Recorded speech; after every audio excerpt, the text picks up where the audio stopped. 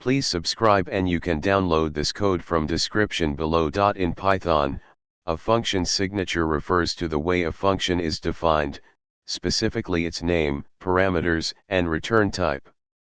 In this tutorial, we will explore how to define function signatures for sets in Python, including their names and common parameters.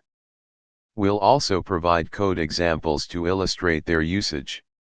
A set is an unordered collection of unique elements. It is defined using curly braces or the set constructor.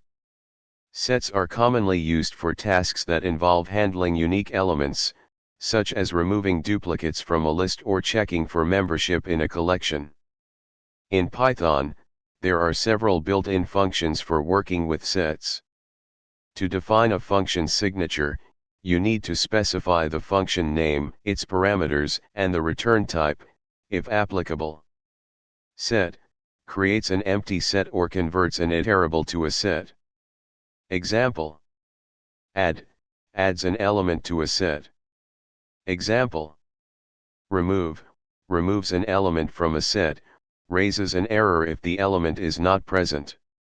Example: discard removes an element from a set if it is present, does not raise an error if the element is not found.